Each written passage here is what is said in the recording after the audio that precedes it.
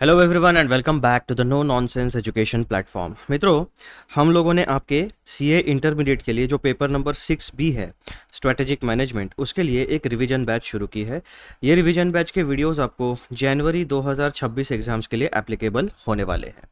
ठीक है, हम लोगों ने सबसे पहले चैप्टर नंबर 1 शुरू किया है, जिसका नाम है इंट्रोडक्शन टू स्ट्रेटेजिक मैनेजमेंट। तो अब इस वीडियो में हम लोग क्या टॉपिक पढ़ने वाले हैं, मैं वो आप लोगों को आइडिया पहले से ही दे देता हूँ। आ जाओ। इस वीडियो में हम लोग रिवाइज करने वाले हैं टॉपिक नंबर 1.5, जिसका नाम है स्ट्रेटेजिक इंटेंट। इसमें हम लोग vision, mission, goals and objectives and values, ऐसे ये सारे टॉपिक्स के बारे में रिवीजन करने वाले हैं। अब हम आते हैं हमारे एज यूजुअल। सबसे पहले तो टॉपिक नंबर 1.5 का पूरा ब्लूप्रिंट हम रिवाइज कर लेते हैं। This is our video number 4 और इसमें हम लोग टॉपिक नंबर 1.5 कवर कर रहे हैं, जिसे कहा जाता है स्ट्रेटेजिक इंटेंट। इसमें हम लोग पढ़ेंगे, रिवाइज करेंगे vision, mission, goals, objectives and values. इसमें सबसे पहला टॉपिक हम लोग पढ़ने वाले हैं मीनिंग ऑफ स्ट्रेटेजिक इंटेंट। ये जो टर्म है, जैसे स्ट्रेटेजिक मैनेजमेंट का हमने पहले मीनिंग समझा, पहले मैनेजमेंट का मीनिंग समझा, फिर कॉन्सेप्ट ऑफ स्ट्रेटेजी समझा, फिर स्ट्रेटेजिक मैनेजमेंट कलेक्टिवली हमने पढ़ा। वैसे ही आपको एक कॉन्सेप्ट है जो है स्ट्रेटेजिक इंटेंट। अब ये जो स्ट्रेटेजिक इंटेंट है, ये एक्सप्रेस किया जाता है vision, mission, goals, objectives and values के फॉर्म में। ठीक है, इंटेंट मतलब क्या, हमारा मोटिव क्या है। तो हम पहले तो सबसे पहले बिजनेस के कॉन्टेक्स्ट में मीनिंग ऑफ स्ट्रेटेजिक इंटेंट, इसको समझेंगे। टॉपिक नंबर 2 हम रिवाइज करने वाले हैं कंपोनेंट्स ऑफ स्ट्रेटेजिक इंटेंट। तो स्ट्रेटेजिक इंटेंट के कंपोनेंट्स 4 होते हैं। कौन से? पहला विजन, दूसरा मिशन, तीसरा गोल्स एंड ऑब्जेक्टिव्स एंड चौथा होता है आपका वैल्यूज या फिर वैल्यू सिस्टम। टॉपिक नंबर 3 हम रिवाइज करेंगे फिर 1 बाय 1। अब यहाँ पे जो 4 कंपोनेंट्स हमने आपको बता दिया ओवरव्यू, उन्हीं 4 कंपोनेंट्स को फिर हम यहाँ पर डिस्कस करने वाले हैं। ठीक है, सबसे पहला कंपोनेंट हम डिस्कस करेंगे विजन। विजन का हम लोग मीनिंग रिवाइज करेंगे and essentials of a strategic vision. अब आपको एक बात यहाँ पर हमेशा ध्यान में रखनी है। वो बात कौन सी है कि हम लोग स्ट्रेटेजिक मैनेजमेंट की पढ़ाई कर रहे हैं, यानी हम लोग बेसिकली लीडरशिप रोल में जो मैनेजमेंट के पर्सनल होते हैं, उनका रोल, उनकी फंक्शन, उनके पास क्या क्या कैपेसिटी होनी चाहिए, कौन सा कॉम्पिटेंस होना चाहिए, क्या नॉलेज बेस उनके पास होना चाहिए, ये सारी चीज़ें हमें स्ट्रेटेजिक मैनेजमेंट में पढ़ाई जाती है। तो essentials of a strategic vision, यानी जब आप किसी भी ऑर्गेनाइजेशन में मैनेजमेंट लेवल पे पहुंचते हो और वहाँ पर डिसीजन मेकिंग रोल या फिर स्ट्रेटेजीज बनाने का रोल अगर आपको मिलता है, तो स्ट्रेटेजिक विजन क्या होता है ये आपको पता होना चाहिए। तो इसीलिए हम लोग meaning and essentials of a strategic vision को रिवाइज करेंगे। फिर आएगा आपका नंबर 4 पे mission.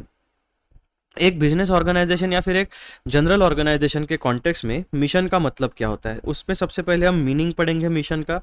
Second, why should an organisation have a mission. अब यहाँ पर ऑर्गेनाइजेशन बोला है, इसमें business and non business organisation दोनों इंक्लूड होता है। तो किसी भी ऑर्गेनाइजेशन के लिए एक मिशन स्टेटमेंट होना जरूरी क्यों होता है। देन टॉपिक नंबर 3 हम रिवाइज करेंगे। सब topic number 3, focus of mission statement, यानी मिशन स्टेटमेंट हमें कौन सी चीज़ों के बारे में ज्ञान प्रदान करता है या फिर कौन सी चीज़ों को क्लैरिटी प्रोवाइड करता है। Number 4, points to consider while writing a mission statement.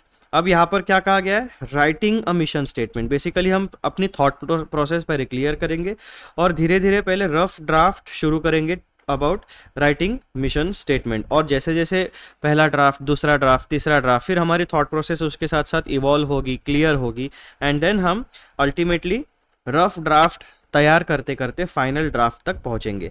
तो ऐसे कौन से पॉइंट्स हैं, ऐसे कौन से इंपॉर्टेंट पॉइंट्स हैं जिन्हें हमें मिशन स्टेटमेंट लिखते वक्त ध्यान में रखना चाहिए, उसके बारे में जानकारी रिवाइज करेंगे। एंड पॉइंट नंबर 5 में हम पढ़ेंगे what is our mission and what business are we in. अब जो भी एंटरप्रेन्योर होता है, जो भी बिजनेसमैन होता है, जो भी मैनेजमेंट के पर्सनल होते हैं, उनके सामने ये सवाल बहुत ही इंपॉर्टेंट होता है कि भाई साहब किसी भी ऑर्गेनाइजेशन का मिशन क्या है। क्योंकि जिस भी ऑर्गेनाइजेशन का जिस प्रकार का विजन होगा, जिस प्रकार का मिशन होगा, उसे उसी प्रकार के रिसोर्सेस की ज़रूरत पड़ेगी। Financial resources, human resources, technological resources, है ना, मार्केट में और बहुत सारे अलग अलग प्रकार के रिसोर्सेस होते हैं, तो हमें किस प्रकार के रिसोर्सेस का कॉम्बिनेशन बना के प्रोडक्ट या सर्विस तैयार करनी है और डिलीवर मार्केट में किस तरीके से करना है ताकि हम मैक्सिमम कस्टमर्स तक पहुंच सके। ये सारी बातें आपको इन 2 सवालों के जवाब में मिलती है। And what businesses are we in. अब जब आप फाइनलाइज करते हो कि भाई साहब हमारे बिजनेस का नेचर क्या है, तो आपको एक्चुअल में पता चलेगा प्रोडक्ट क्या है, सर्विस क्या है, किस तरीके का मैन्युफैक्चरिंग करना पड़ेगा, best cost effective and quality वाला प्रोडक्ट कहाँ पे, रॉ मटेरियल कहाँ पे, बहुत सारी बातें होती हैं, ठीक है। Then what is our mission. तो अगर आपके पास किसी भी ऑर्गेनाइजेशन में, किसी भी एंटरप्रेन्योर के पास विजन एंड मिशन सबसे पहले एकदम क्लियर होना चाहिए, तब आपका आगे का रास्ता आसान हो जाता है। देन नंबर 5 पे हम रिवाइज करेंगे गोल्स एंड ऑब्जेक्टिव्स। अब ये चीजें जो है ना, ये ऑर्गेनाइजेशन के लिए लॉन्ग टर्म चीजें होती है ठीक है, यानी 5 साल 10 साल का विजन लेके, 15 साल का विजन लेके ये दोनों चीजें बनाई जाती है। अब ये जो मिशन, विजन एंड मिशन है, इसको फिर ट्रांसफॉर्म किया जाता है इन the form of goals and objectives. Basically vision and mission को छोटे छोटे स्टेप्स में डिवाइड किया जाता है ताकि हम अपने ऑर्गेनाइजेशन के गोल्स एंड ऑब्जेक्टिव्स अचीव कर सके। इसमें हम लोग सबसे पहले पढ़ेंगे meaning of goals and objectives, characteristics of goals and objectives. Number 3 पे हम पढ़ेंगे अ need for both short term and long term objectives. किसी भी बिजनेस ऑर्गेनाइजेशन को दोनों यानी दूरदृष्टि और शॉर्ट टर्म विजन दोनों होना चाहिए, क्योंकि शॉर्ट टर्म में आपको प्रॉफिट कमाना है और लॉन्ग टर्म में आपको वेल्थ मैक्सिमाइजेशन करना है। So a need for both short term and long term objectives is very very important aspect of any business organization. Number 4 पे हम रिवाइज करेंगे लॉन्ग टर्म ऑब्जेक्टिव्स, नंबर 5 पे हम रिवाइज करेंगे short term objectives and number 6 पे हम revise करेंगे benefits of clearly established objectives. जब आप क्लैरिटी के साथ ऑब्जेक्टिव्स को डिफाइन करते हो, अपने एम्प्लॉयज को समझाते हो, तो पूरी की पूरी ऑर्गेनाइजेशन की एनर्जी इन ऑब्जेक्टिव्स को फुलफिल करने में लग जाती है और आप short term and long term में सक्सेस हासिल करने की कैपेसिटी, आपकी प्रोबेबिलिटी बढ़ जाती है।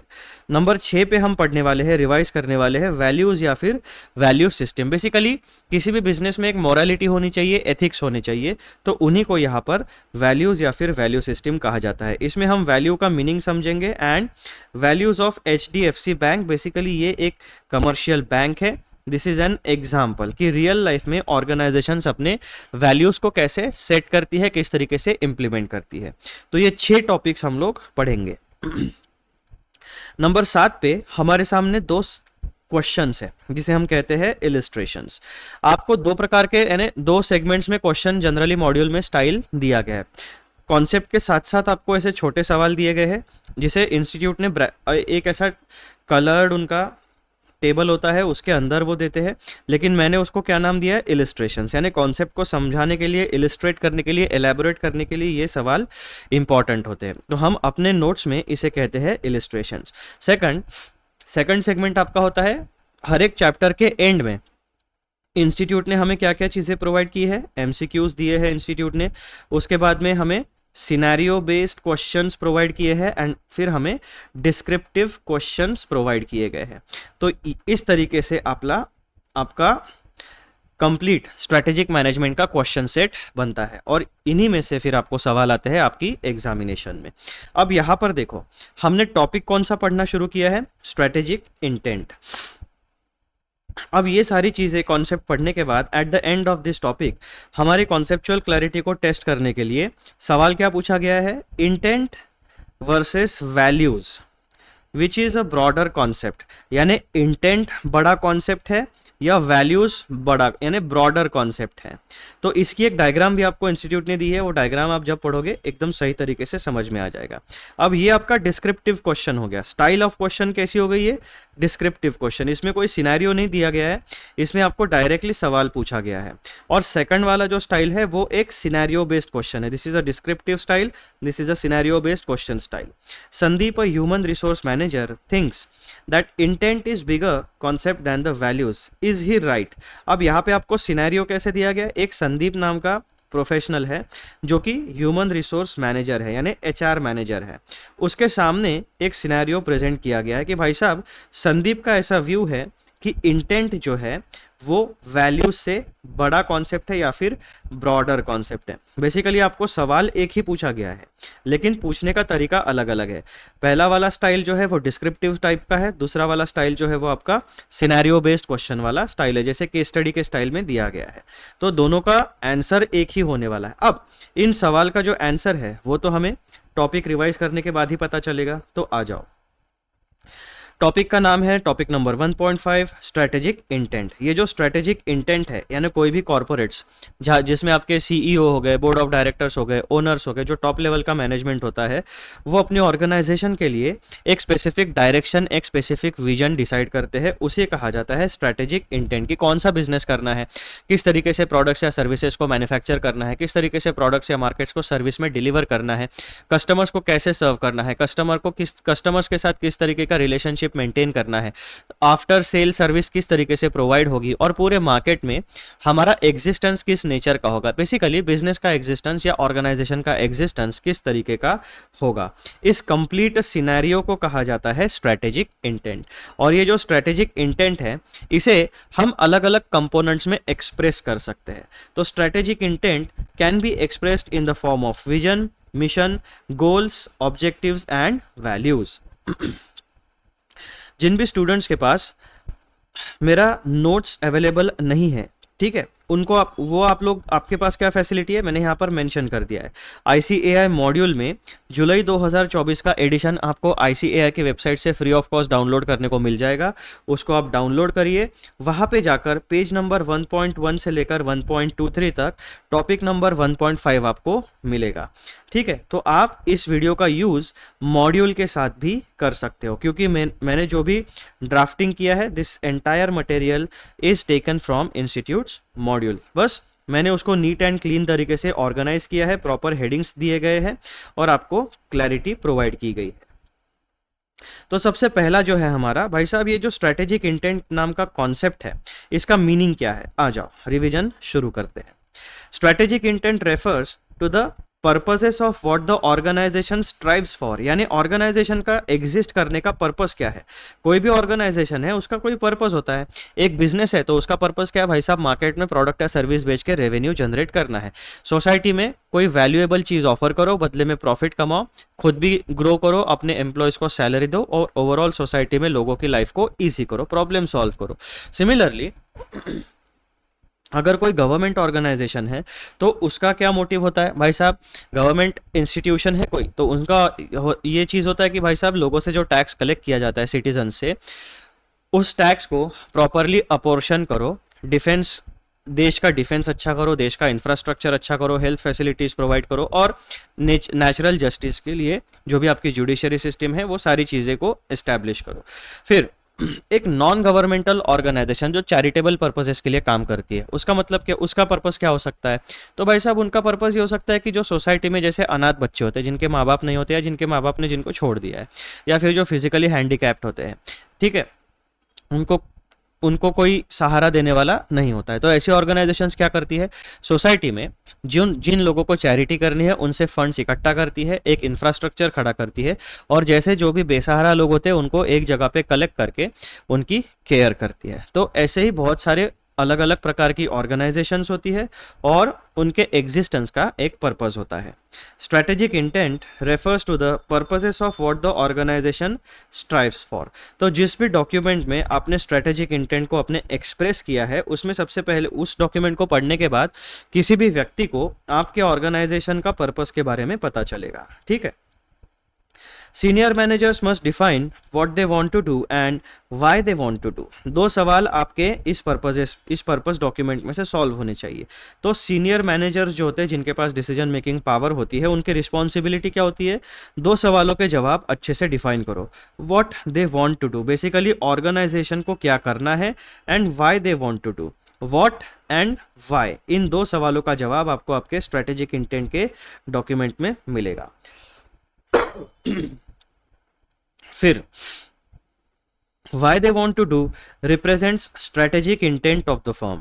वाई का मतलब होता है strategic intent, and clarity in strategic intent is extremely important for the future success and growth of the enterprise irrespective of its nature and size। चाहे आप प्रॉफिटेबल हो, नॉन प्रॉफिटेबल हो, गवर्नमेंट हो, या फिर आपकी ऑर्गेनाइजेशन स्मॉल हो, medium हो, एमएसएमई हो, या लार्ज हो, या ग्लोबल ऑर्गेनाइजेशन हो, इससे कोई फर्क नहीं पड़ता।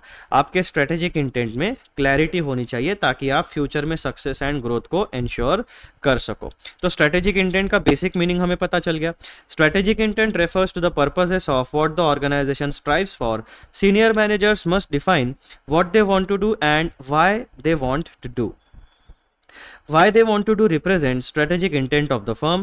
Clarity in strategic intent is extremely important for the future success and growth of the enterprise, irrespective of its nature and size.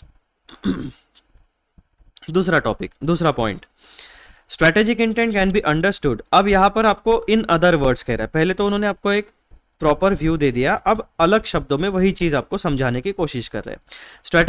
Strategic intent can be understood as the philosophical base of strategic management. अब ये strategic management का philosophical base, इसमें point number 1, 2, 3, 4, 5 ये बातें clarity के साथ पता चलती है।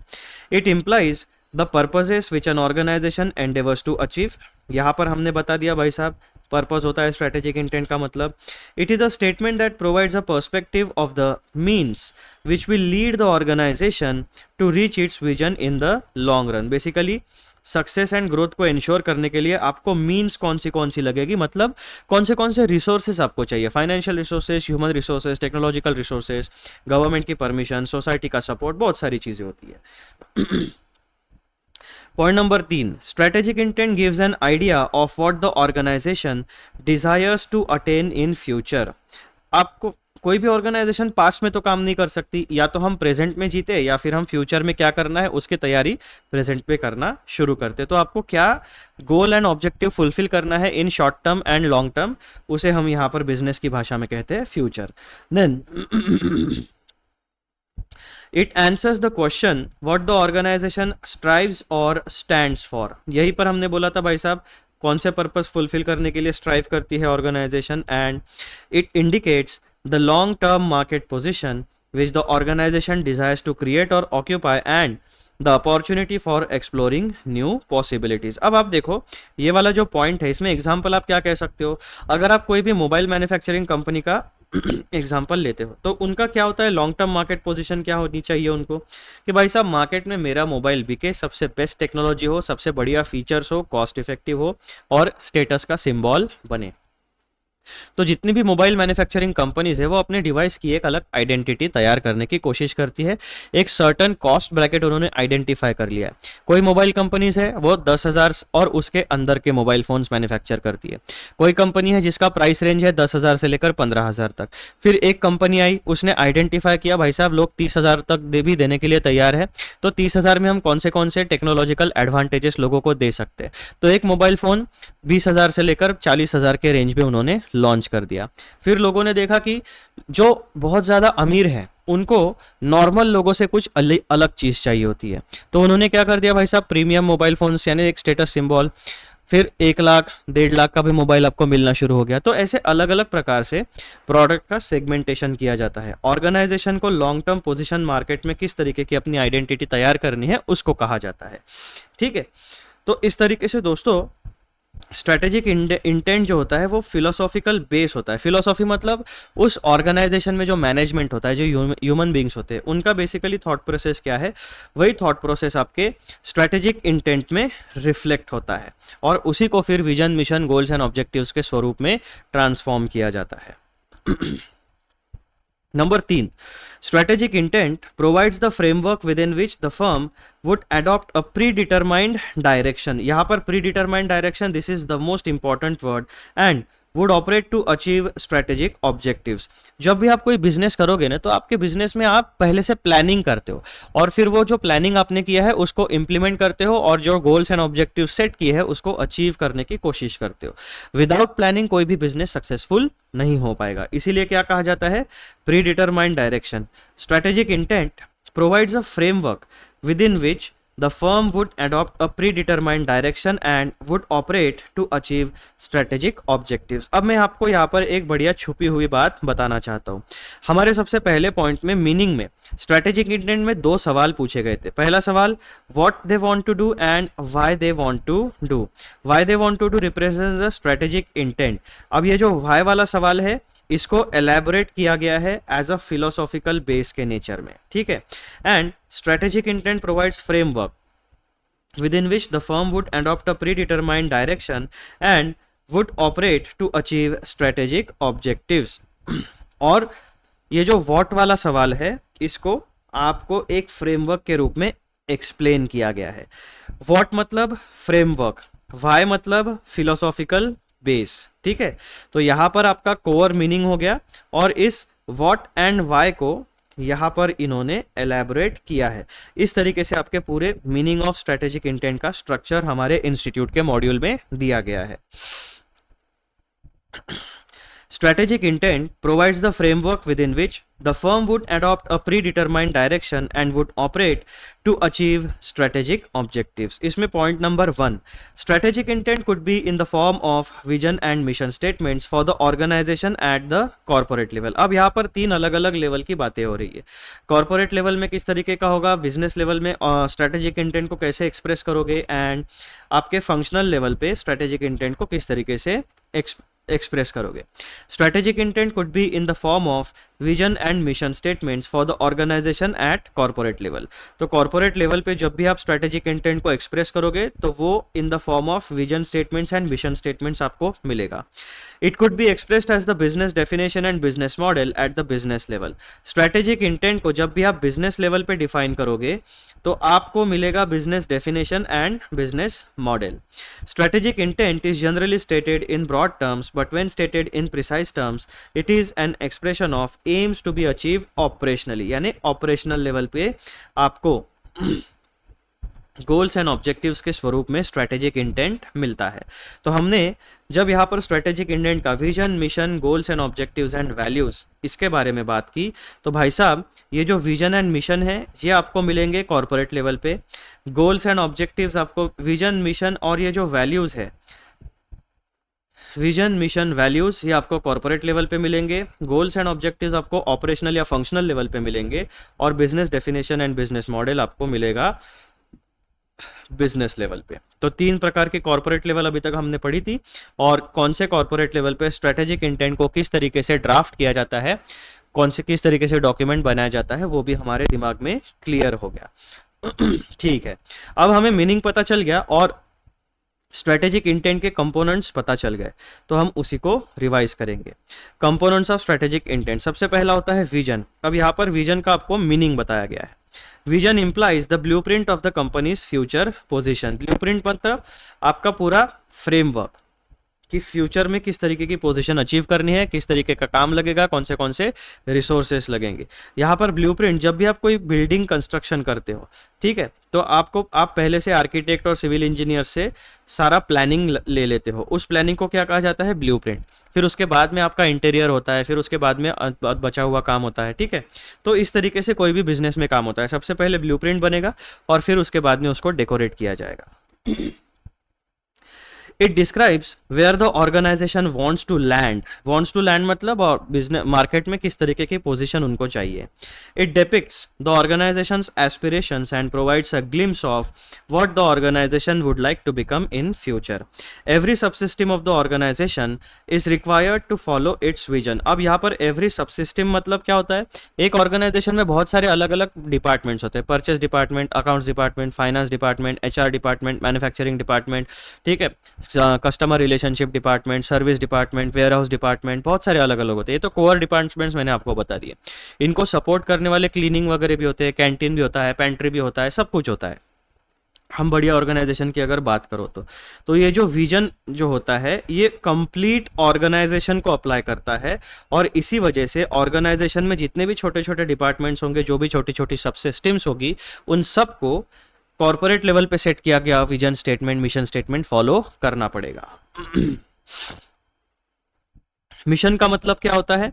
Mission delineates the firm's business, its goals and ways to reach the goals. अब यहाँ पर मिशन स्टेटमेंट में ये जो विजन स्टेटमेंट है, it is a very very broad statement और कंप्लीट ऑर्गेनाइजेशन को अप्लाई किया जाता है। अब इसी विजन को हम ब्रेक डाउन करते हैं और उसे बनाते हैं mission statement. Mission delineates firm's business, यानी फर्म के बिजनेस के बारे में, बिजनेस मॉडल के बारे में सब पूरी जानकारी देता है। बिजनेस के गोल्स क्या है उसको बताता है, और इन गोल्स को अचीव किस तरीके से करना है उसके बारे में जानकारी मिशन स्टेटमेंट देता है। It explains the reason for the existence of the firm in the society. It is designed to help potential shareholders and investors understand the purpose of the firm. A mission statement helps to identify what business the firm undertakes. It defines the present capabilities, activities, customer focus and role in societies. Mission statement आपको prominently क्या क्या बातें बताता है organisation के बारे में? Organisation की प्रेजेंट कैपेबिलिटीज क्या है, यानी प्रोडक्ट एंड सर्विस किस तरीके का वो देता है, कितना प्रोडक्शन कर सकता है पूरे साल में, कितने कस्टमर्स को सर्व कर सकता है, ये सारी बातें। ऑर्गेनाइजेशन की एक्टिविटीज़ क्या है, ऑर्गेनाइजेशन का कस्टमर सेगमेंट क्या है, उसके बाद में ऑर्गेनाइजेशन का सोसाइटी में ओवरऑल रोल क्या है। Profit making private entity, government entity, NGO है, चैरिटेबल इंस्टीट्यूशन है, ये सारी चीज़ें इसमें इंक्लूड की जाती है। फिर विजन एंड मिशन स्टेटमेंट जब आपका बन जाता है एट द कॉर्पोरेट लेवल, फिर उसको फर्दर ट्रांसफॉर्म किया जाता है गोल्स एंड ऑब्जेक्टिव्स में। अब ये गोल्स एंड ऑब्जेक्टिव्स हम लोग अचीव करते हैं थ्रू फंक्शनल डिपार्टमेंट या फिर operational department. Goals and objectives. These are the base of measurement. Goals are the end results that the organization attempts to achieve. Goals क्या होते हैं? Goals are the base of measurement. यानी जैसे कि हम comparative analysis करते हैं, दो स्टूडेंट्स हैं, दोनों को सेम एग्जाम पेपर दिया गया, दोनों को सेम स्टडी मटेरियल दिया गया, सेम पैरामीटर्स दिए गए, सेम समय दिया गया, लेकिन ऐसा ज़रूरी नहीं है कि दोनों स्टूडेंट्स का परफॉर्मेंस एक ही तरीके का है। हो सकता है एक स्टूडेंट्स को 70 मार्क्स मिले आउट ऑफ 100 और दूसरे स्टूडेंट्स को 90 मार्क्स मिले आउट ऑफ 100। तो ये जो गोल्स एंड ऑब्जेक्टिव्स है, ये बेसिकली क्या होता है, आपका बजट होता है। बजटेड एक आप फोरकास्टिंग प्रेडिक्शन लेते हो कि भाई साहब इतना हमें अचीव करना है।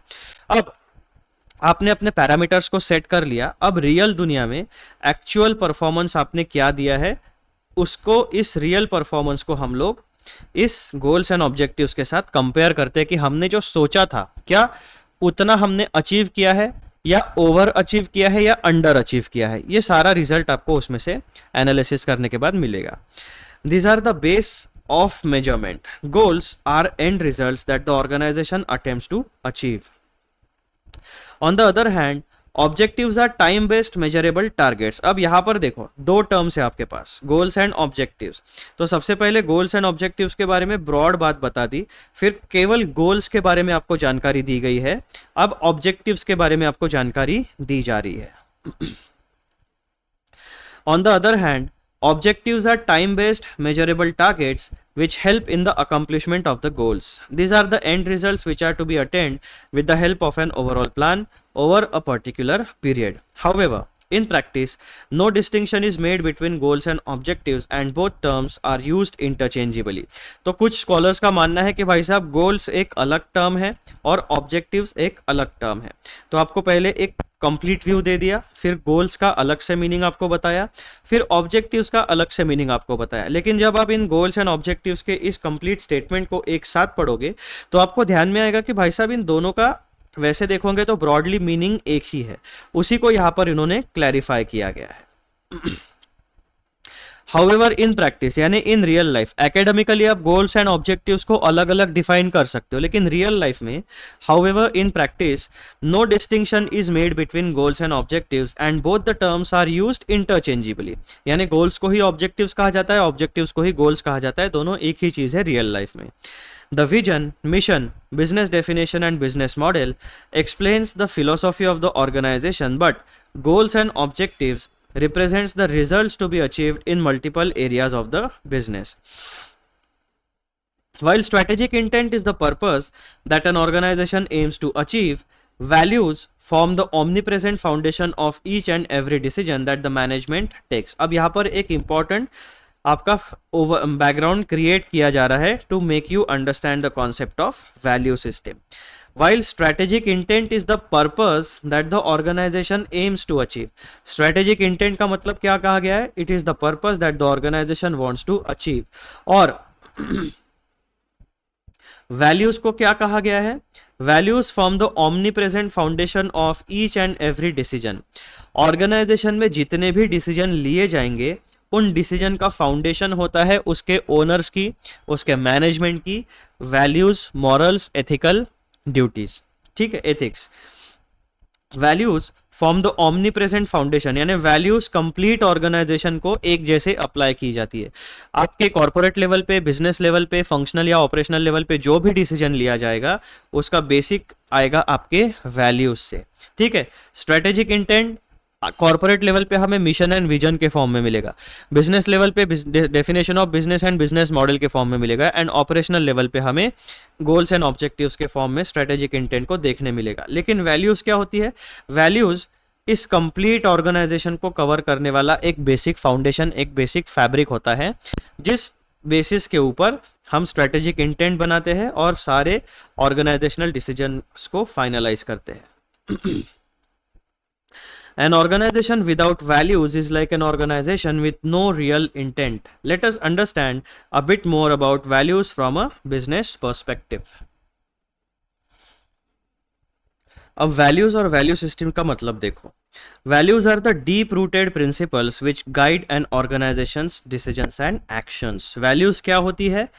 Deep rooted principles. इसे ही हम क्या कहते हैं हमारे ह्यूमन बीइंग्स की लैंग्वेज में? संस्कार.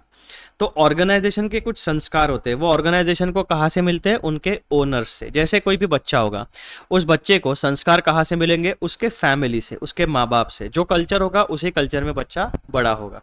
सिमिलरली जो भी ओनर्स का कल्चर होगा, जो भी उस देश का पर्टिकुलर कल्चर होगा, उसी तरीके से उस कंट्री का कल्चर, उनके कस्टमर्स का कल्चर उनके बिजनेस में ऑटोमेटिकली रिफ्लेक्ट होता है. तो वैल्यूज क्या होती है? Values are the deep rooted principles which guide an organization's decisions and actions. Collins and Porras, अब ये दो अलग अलग एकेडमिशियंस है, स्कॉलर्स हैं. तो इन दोनों ने क्या किया भाई साहब? सक्सेंटली define core values as being inherent and sacrosanct.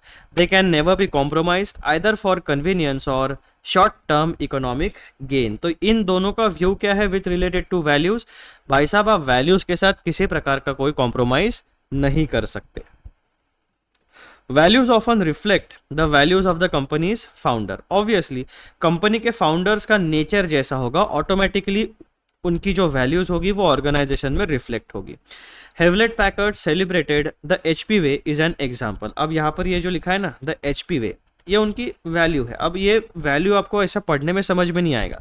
जब हम उन्हें एक्चुअल में उनकी वेबसाइट पर जाएंगे, उनका विजन, मिशन, स्टेटमेंट पढ़ेंगे तो हमें ध्यान में आ जाएगा. लेकिन हमारा अभी वो फोकस नहीं है, क्योंकि हमारे इंस्टीट्यूट में केवल इतना ही दिया है. हम जितना दिया है उतना ही फोकस रख के पढ़ेंगे. They are the source of company's distinctiveness and must be maintained at all cost. तो वैल्यूज को आपको समझा दिया गया है. अब बहुत ही बढ़िया डायग्राम यहाँ पे दी गई है. देखो ये आपका आउटर स्क्वायर जो है ये एक कंप्लीट फैब्रिक है. This is your foundation. इस फाउंडेशन को कहा जाता है वैल्यूज. जो आउटर स्क्वायर है ये आपके ऑर्गेनाइजेशन की धरा है, ये आपके ऑर्गेनाइजेशन की जमीन है. इसी जमीन को कहा जाता है ओनर्स की वैल्यूज या फिर वैल्यू सिस्टम. इन्हीं वैल्यू सिस्टम में से आपका जनरेट होगा strategic intent.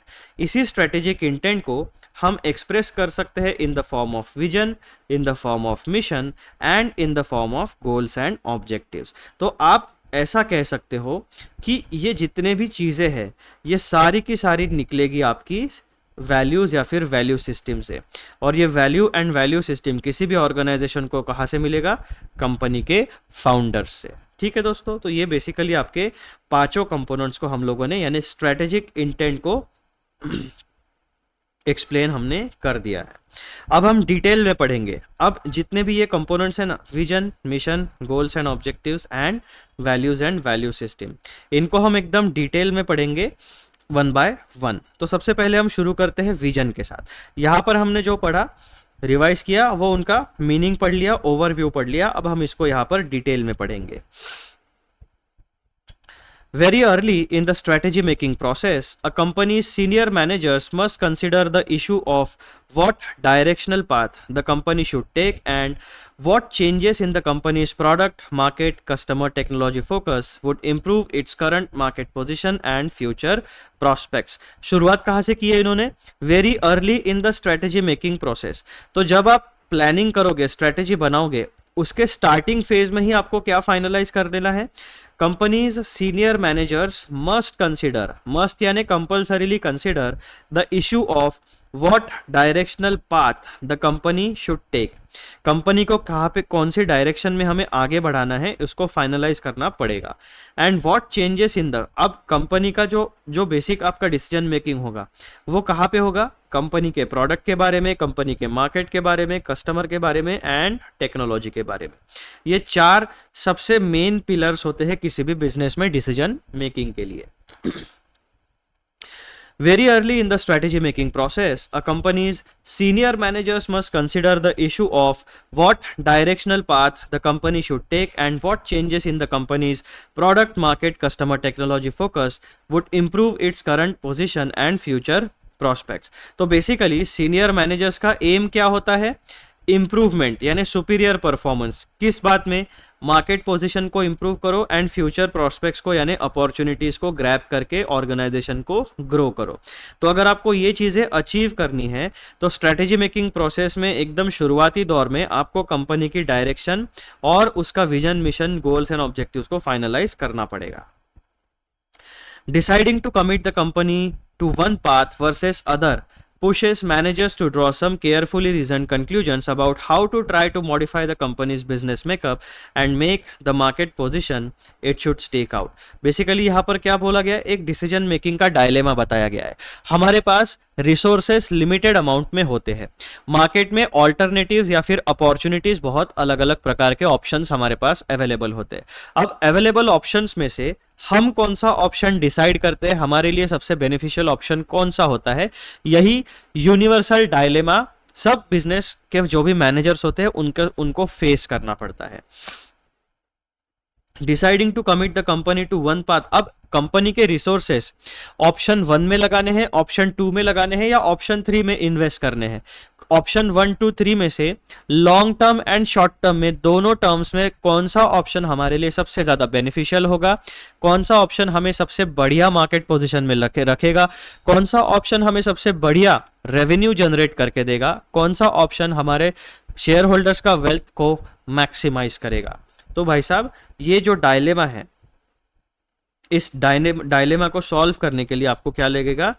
Carefully reasoned conclusions about how to try to modify the company's business makeup.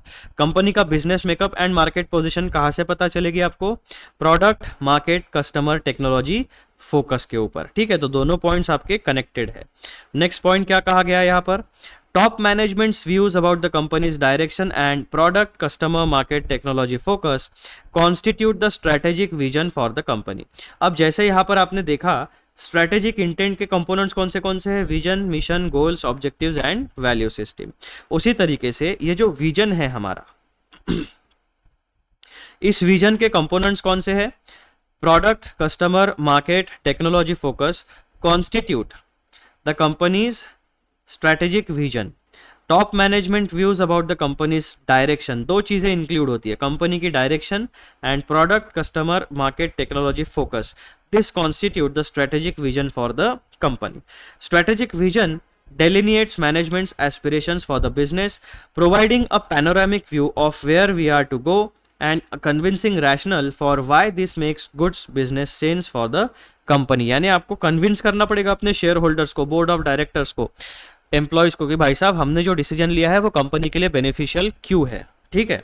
Then strategic vision दस points out a particular direction, आपको क्लैरिटी देगा कि कौन से ऑप्शन को आपको सिलेक्ट करना है और आगे बढ़ना है. Charts a strategic path to be followed in future, यानी short term and long term में जो डायरेक्शन, जो रास्ता हमने डिसाइड किया है उस रास्ते पर चलना किस तरीके से है ना. स्ट्रेटेजिक पाथ मतलब भाई साहब कंपनी का डायरेक्शन हमने डिसाइड कर लिया, और product, customer, market, technology focus हमारा क्या होगा फ्यूचर के लिए वो डिसाइड कर लिया।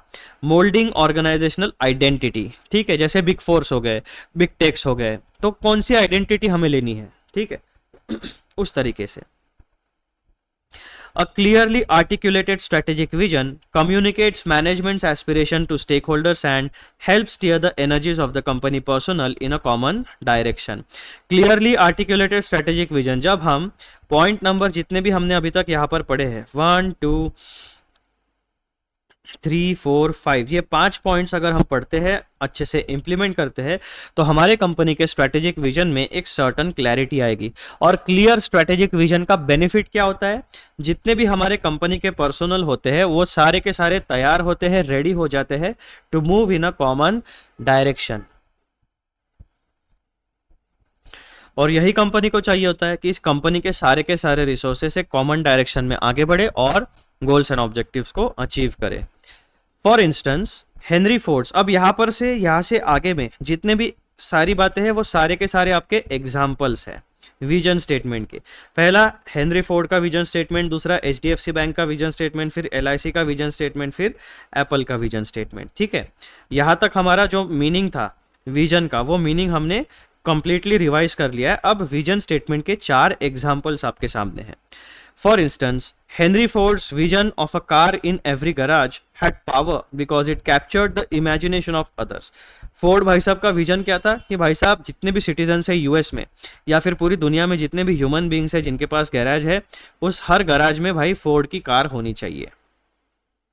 Henry Ford's vision of a car in every garage had power because it captured the imagination of others, aided internal efforts to mobilize the Ford Motor Company's resources, and served as a reference point for gauging the merits of the company's strategic action. तो जब कोई leader अपना एक powerful vision देता है, उस vision को बहुत से लोग क्या करते हैं, उस विजन के साथ रिलेट करते हैं।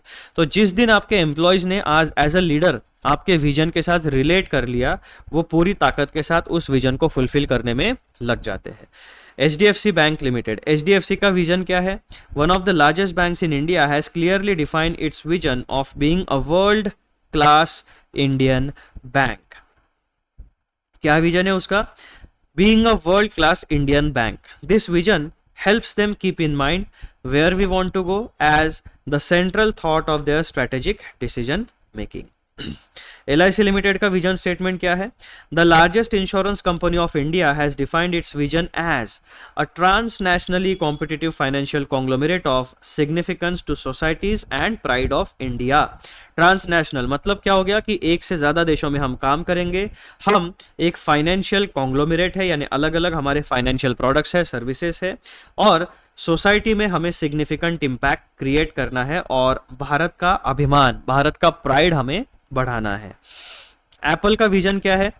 Tim Cook, Apple incorporations CEO Tim Cook defined the vision of the company as we believe that we are on the face of the earth to make great products and that's not changing. तो भाई साहब Apple का as an organisation vision क्या है उनका? उन्होंने यहाँ पर अपना एग्जिस्टेंस का रीजन बता दिया, मेक ग्रेट प्रोडक्ट्स। ठीक है, जब तक एप्पल ग्रेट प्रोडक्ट्स बना रहा है भाई साहब हम एग्जिस्ट करते हैं एंड दैट्स नॉट चेंजिंग। यानी लाइफ लॉन्ग कमिटमेंट क्या है? Make great products. तो इस तरीके से 4 विजन स्टेटमेंट के एग्जाम्पल्स आपको यहाँ पर दिए गए हैं। अब जब भी कोई व्यक्ति कॉर्पोरेट लेवल पे विजन स्टेटमेंट को लिखता है तो कौन से पॉइंट्स उसे ध्यान में रखने चाहिए? Essentials of a strategic vision. The entrepreneurial challenge is developing a strategic vision is to think creatively. सबसे पहला क्या होगा? स्ट्रेटेजिक विजन ऐसा होना चाहिए, क्रिएटिव होना चाहिए, ताकि लोगों को एकदम आसानी से समझ जाए और लंबे समय तक उनकी मेमोरी में वो बना रहे। The entrepreneurial challenge in developing strategic vision is to think creatively about how to prepare a company for the future. दूसरा पॉइंट आपको क्या ध्यान में रखना है? Forming a strategic vision is an exercise in intelligent entrepreneurship.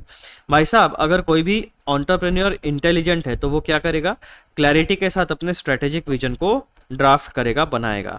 तीसरा point, a well articulated strategic vision creates enthusiasm, यानी पूरे के पूरे ऑर्गेनाइजेशन को मोटिवेट करेगा among the members of the organization. And last वाला point, the best worded vision statement clearly eliminates the direction in which organization is headed. जैसे कि यहाँ पर हमने देखा एप्पल का मेक ग्रेट प्रोडक्ट्स, तो भाई साहब ग्रेट प्रोडक्ट्स बनाने के लिए जितने भी रिसोर्सेज चाहिए उनको जमा करो, जिन भी रिसोर्सेज को जहां अप्लाई करना है वहां पर उनको डिप्लॉय करो, अप्लाई करो, और आउटपुट क्या चाहिए आपको company as a company, great product वहां से निकलना चाहिए रिसर्च एंड डेवलपमेंट सिस्टम में से। तो ये 4 पॉइंट्स आपको ध्यान में रखना है। Essentials of a strategic vision में आप क्या क्या याद रखोगे भाई साहब, थिंक क्रिएटिवली, ठीक है। इंटेलिजेंट एंटरप्रेन्योरशिप में आपको क्या करना है, स्ट्रेटेजिक विजन को सही तरीके से ड्राफ्ट करना है, वेल आर्टिकुलेटेड रखना है, क्लियर कट रखना है ताकि वो मोटिवेट कर सके, एंथुजियाज्म क्रिएट कर सके, और अपने शब्दों को बहुत सही तरीके से ईमानदारी से चूज करना है ताकि आपकी ऑर्गेनाइजेशन को एक सही तरीके, एक बढ़िया वाली आइडेंटिटी मार्केट में मिल सके। देन नंबर 4 पे हम अभी रिवाइज करेंगे मिशन। विजन का कंप्लीट पोर्शन हमने रिवाइज कर लिया। अब हम आगे बढ़ते हैं, स्ट्रेटेजिक इंटेंट का दूसरा कंपोनेंट पढ़ेंगे, मिशन। मिशन का मतलब क्या है, a mission is an answer to the basic question what businesses are we in and what we do. It has been observed that many firms fail to conceptualize and articulate the mission and business definition, क्योंकि भाई साहब हमको उतनी ज़रूरत ही नहीं पड़ती है। धंधा शुरू हो जाता है, धंधा शुरू होने के बाद इतने लोग बिजी हो जाते हैं कि उसके लिए टाइम नहीं होता है। ये जब ये सारी चीज़ें जो है ना, ये बेसिकली जो कॉर्पोरेट स्ट्रक्चर होता है उसमें आपको समय मिलेगा, वहाँ पे आपके पास बहुत ज़्यादा रिसोर्सेज होते हैं जो बड़ी कंपनीज होती है।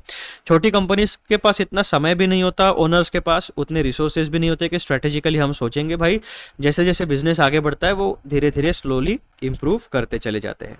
A mission is an answer to the basic question, what businesses are we in and what we do.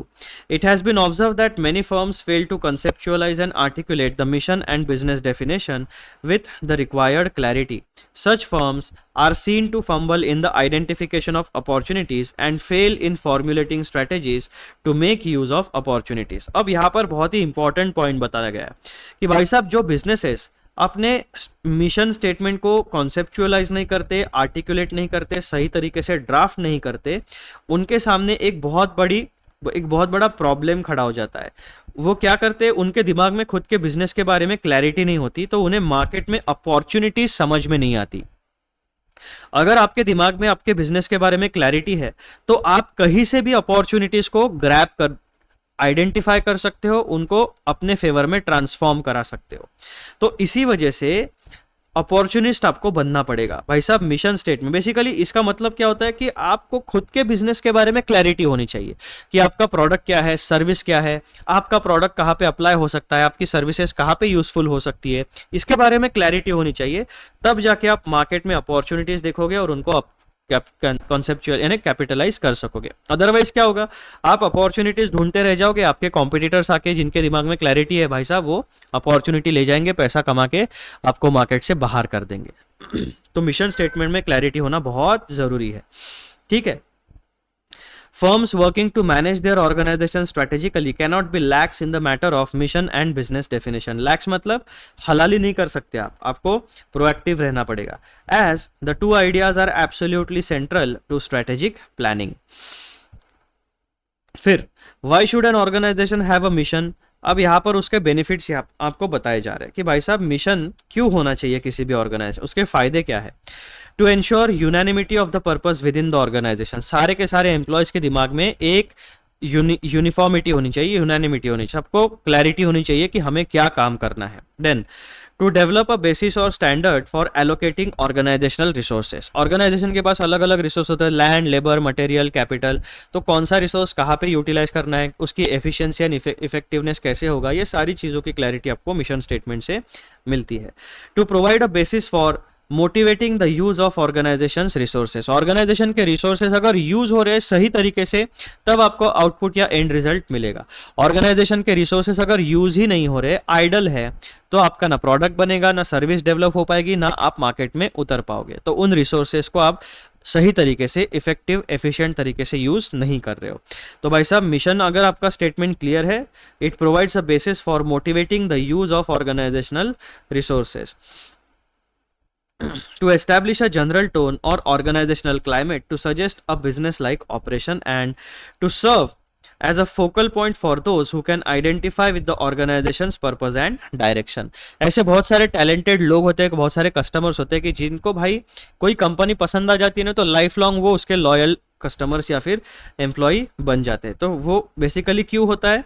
Because they identify with the purpose of the organization, कि मुझे भाई गूगल में ही काम करना है, मुझे माइक्रोसॉफ्ट में ही काम करना है, मुझे टाटा या महिंद्रा के साथ ही काम करना है। ये आप डिसाइड कर लेते हो ना पहले, तो आप वहीं पे जाओगे, है ना। तो इस तरीके से to serve a focal point for those who identify with organization's purpose and direction, to facilitate the translation of objective and goals into a work structure involving the assignment of tasks to responsible elements within the organization, and last point, to specify organizational purposes and the translation of these purposes into goals in such a way that cost, time and performance parameters can be assessed and control. भाई साहब आपको इस तरीके से काम करना है ताकि आप cost, time and performance parameter को मॉनिटर कर सको, ताकि आप कंपैरेटिव एनालिसिस करके डिसाइड कर सको कि हम सही डायरेक्शन में जा रहे हैं या नहीं जा रहे हैं। ठीक है, अब यहां पर सारे के सारे आपके एग्जाम्पल्स हैं मिशन स्टेटमेंट के। A company's mission statement is typically focused on its present business को। कोई भी मिशन स्टेटमेंट आप पढ़ोगे तो कंपनी का प्रेजेंट बिजनेस क्या है उसके बारे में आपको जानकारी मिलती है। Who we are and what we do, mission statement में जनरली 2 सवालों के जवाब आपको मिलेंगे। हम लोग कौन है एज एन ऑर्गेनाइजेशन, हमारी आइडेंटिटी क्या है, हमारे प्रोडक्ट या सर्विस क्या है, हम कौन से मार्केट को सर्व करते हैं। Mission statements broadly describe an organization's present capabilities, customer focus, activities and business makeup। Mission statements में और डिटेल जानकारी आपको क्या मिलेगी? एक ऑर्गेनाइजेशन की प्रेजेंट कैपेबिलिटी क्या है, कौन से प्रोडक्ट या सर्विसेज है, कस्टमर्स उनके कौन है, फोकस कौन से मार्केट पे है, एक्टिविटीज क्या है मार्केट में, एंड बिजनेस मेकअप यानी कस्टमर, मार्केट, टेक्नोलॉजी, फोकस। अब HDFC बैंक का मिशन स्टेटमेंट देखो, वो 2-fold मिशन स्टेट यानी 2 बातें उन्होंने कही है। First, to be the preferred provider of banking services to target retail market and wholesale customer segments. पहला एस्पेक्ट क्या है उनके मिशन स्टेटमेंट का? प्रिफर्ड बैंकर यानी preferred service provider, to be the preferred provider of banking services for 2 प्रकार के customer segment है। पहला रिटेल कस्टमर, दूसरा होलसेल कस्टमर। इन दोनों को भाई साहब हम प्रिफर्ड, हमको ही प्रिफर करना चाहिए, रिटेल वालों ने और होलसेल वालों ने। देन सेकंड एस्पेक्ट उन्होंने क्या कहा है? The second is to achieve healthy growth in profitability consistent with bank's risk appetite, यानी बैंक जितना रिस्क ले सकती है उसके प्रोपोर्शन में हमें प्रॉफिटेबिलिटी भी अच्छी खासी कमानी है। ठीक है, तो HDFC बैंक ने अपने मिशन स्टेटमेंट में 2 बातें बता दी। हमको रिटेल कस्टमर चाहिए, होलसेल कस्टमर चाहिए, प्रॉफिटेबिलिटी भी चाहिए और बहुत ज़्यादा रिस्क भी नहीं चाहिए। जितनी कैपेसिटी हमारी रिस्क लेने की है हम उतना ही रिस्क लेंगे और उसके हिसाब से हमें प्रॉफिटेबिलिटी डेवलप करनी है। LIC लिमिटेड का मिशन स्टेटमेंट क्या है? Ensure and enhance the quality of life of people through financial security by providing products and services of aspired attributes with competitive returns and by rendering resources for economic development। 2 चीजें, ensure and enhance। क्या ensure करना है और क्या enhance करना है? 2 चीजें, एक ensure and enhance करना है क्या? Quality of life of people, यानी जो भी लोग LIC के साथ जुड़ेंगे उन लोगों की लाइफ की क्वालिटी जो है वो इंश्योर होनी चाहिए, यानी उनकी क्वालिटी लाइफ होनी चाहिए और उस क्वालिटी का एनहांसमेंट करना चाहिए। Ensure and enhance the quality of life of people कैसे करोगे? थ्रू फाइनेंशियल सिक्योरिटी, लोगों की लाइफ की क्वालिटी इंश्योर करनी है एंड एनहांस करनी है through financial security by providing products and services. दोनों चीजें प्रोवाइड करनी है, प्रोडक्ट एंड सर्विसेज दोनों, of aspired attributes with competitive returns and by rendering resources for economic development. Basically देखो LIC लिमिटेड ने यहां पर क्या कहा है? जो भी LIC के साथ जुड़ेगा उस कस्टमर का हमें लाइफ की क्वालिटी इंश्योर करनी है एंड एनहांस करनी है by providing financial security, by providing products and services of Aspire attributes and competitive returns. ये पहला एस्पेक्ट हो गया जो मेरे और आपके जैसे इंडिविजुअल्स है या फिर फैमिलीज है उनके लिए ये वाला पोर्शन है, ठीक है। पहला एस्पेक्ट ये हो गया। अब दूसरा एस्पेक्ट क्या होता है मिशन स्टेटमेंट का, and by rendering resources for economic development. जो भी कस्टमर एलआईसी के पास पैसा जमा करेंगे, एलआईसी उसे गवर्नमेंट प्रोजेक्ट्स में लगाएगी या फिर जहां पर भी ल्यूक्रेटिव इन्वेस्टमेंट अपॉर्चुनिटीज है वहां पर इन्वेस्ट करेगी। यानी क्या करेगी, rendering resources for economic development, यानी पूरे के पूरे देश में इकोनॉमिक इंफ्रास्ट्रक्चर या बिजनेसेस को बढ़ाने के लिए इकोनॉमिक रिसोर्सेज को प्रोवाइड करेगी। यानी एलआईसी एक हाथ से लोगों से पैसा लेगी, उन्हें कॉम्पिटिटिव रिटर्न्स प्रोवाइड करेगी, या तो डिविडेंड या तो इंटरेस्ट, और कस्टमर से कलेक्ट किया हुआ पैसा अलग अलग एंटिटीज में इन्वेस्ट करेगी ताकि उन्हें इकोनॉमिक डेवलपमेंट करने के लिए रिसोर्स, फाइनेंशियल रिसोर्सेज अवेलेबल करा सके। तो जब आप डिकोड करोगे तब आपको सही तरीके से मिशन स्टेटमेंट समझ में आएगा। एप्पल का मिशन स्टेटमेंट क्या है? Apple's mission has been defined as to bring the best user experience to its customers through innovative hardware, software and services. Best user experience, basically Apple जो बनाता है वो होता है एक डिवाइस। डिवाइस कौन कर, क्या डिवाइस का क्या मतलब होता है, वो यूज करना है, उसकी यूटिलिटी है। तो जो भी यूजर है उस डिवाइस का, उसको बेस्ट यूजर एक्सपीरियंस मिलना चाहिए। अब ये जो बेस्ट यूजर एक्सपीरियंस है ये 3 पैरामीटर्स में उन्होंने क्लासिफाई किया है। पहला, हार्डवेयर एक नंबर होना चाहिए, सॉफ्टवेयर एकदम बढ़िया होना चाहिए एंड कस्टमर सर्विस एकदम तगड़ी होनी चाहिए। बेस्ट यूजर एक्सपीरियंस आपका 3 चीजों से बनता है according to Apple: top quality hardware, top quality software and top quality customer services. इस तरीके से आपका बिजनेस का मिशन स्टेटमेंट का इंपॉर्टेंस होता है, उसके एग्जांपल्स होते हैं। चौथा points to consider while writing a mission statement. जब भी अगर आपको कंसल्टेंट करके हायर किया जाता है, भाई साहब हमारे कंपनी के लिए मिशन स्टेटमेंट लिखो, या फिर आप कभी लीडरशिप रोल में मैनेजमेंट में जाते हो और आपके सामने ये वाला टास्क आता है, तो ये सारे पॉइंट्स आपको ध्यान में रखने हैं।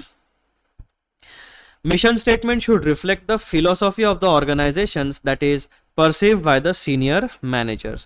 A good mission statement should be precise, clear, feasible, distinctive and motivating. तो सबसे पहला पॉइंट क्या होना चाहिए मिशन स्टेटमेंट में?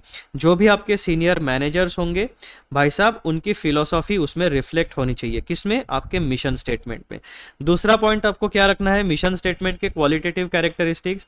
मिशन स्टेटमेंट आपका प्रिसाइज होना चाहिए, क्लियरली वर्डेड होना चाहिए, फिजिबल यानी रियल लाइफ में इम्प्लीमेंटेबल प्रैक्टिकल होना चाहिए, डिस्टिंक्टिव यानी किसी और कॉम्पिटिटर का कॉपी पेस्ट नहीं करना है आपको, आपकी ऑर्गेनाइजेशन की खुद की अलग आइडेंटिटी होनी चाहिए, और मोटिवेटिंग होना चाहिए। कंप्लीट सोसाइटी को मोटिवेशन मिलना, यानी आपके ऑर्गेनाइजेशन के साथ जो भी लोग जुड़ने वाले, आपके एम्प्लॉयज, गवर्नमेंट एजेंसीज, आपके कस्टमर्स, जो भी लोग जुड़ेंगे उनको एक बढ़िया वाला मोटिवेशन मिलना चाहिए।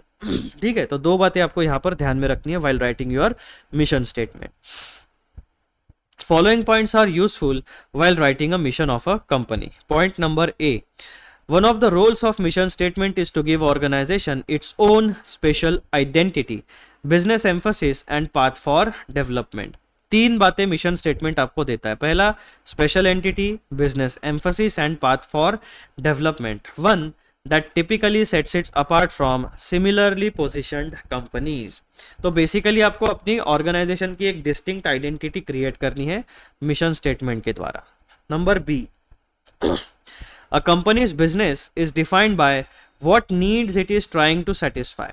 भाई साहब सोसाइटी में कौन सा प्रोडक्ट या सर्विस आप दे रहे हो, what needs it is trying to satisfy. जैसे यहाँ पर एलआईसी ने बोला पीपल यानी ह्यूमन बींग्स को अपने लाइफ की क्वालिटी एनहांस करनी है, इंश्योर करनी है फॉर लॉन्ग टर्म। इस कैसे इंश्योर होगी? Financial security. फाइनेंशियल सिक्योरिटी कैसे मिलेगी? कॉम्पिटिटिव रिटर्न्स जब मिलेंगे। ठीक है, उसी के साथ देश के लिए फाइनेंशियल रिसोर्सेस इकोनॉमिक डेवलपमेंट के लिए प्रोवाइड करना है। तो यहाँ पर पॉइंट नंबर 2 आपको दिखता है, A company's business is defined by what needs it is trying to satisfy. यहाँ पर तीनों कंपनीज ने बताया कि भाई साहब हम मार्केट में कौन सी नीड, कौन से प्रॉब्लम को सॉल्व कर रहे हैं। which customer groups it is targeting, and the technologies and competencies it uses and activities it performs. Good mission statements are unique to the organization for which they are developed. तो ये तीन बातें आपको ध्यान में रखनी है. स्पेशल आइडेंटिटी क्रिएट करो, उसके बाद में क्लियरली बताओ कि कौन सा प्रॉब्लम आप सॉल्व कर रहे हो, कस्टमर के लिए क्या सेटिस्फैक्शन आप क्रिएट कर रहे हो, और तीसरा, ठीक है, एकदम डिस्टिंक्ट एंड यूनिक होना चाहिए आपका vision and mission statement. Copy paste नहीं होना चाहिए, स्पेसिफिकली अपने बिजनेस को ध्यान में रखते हुए आपको बनाना है. तो सीनियर मैनेजर्स की फिलोसॉफी रिफ्लेक्ट होनी चाहिए. Precise, clear, feasible, distinctive and motivating होना चाहिए mission statement. Special identity create होनी चाहिए. आप मार्केट में क्या सॉल्व करना चाहते हो, क्या सेटिस्फाई करना चाहते हो, वो चाहिए. यूनिक होना चाहिए आपका मिशन स्टेटमेंट. इतने सारे पॉइंट्स आपको ध्यान में रखने हैं.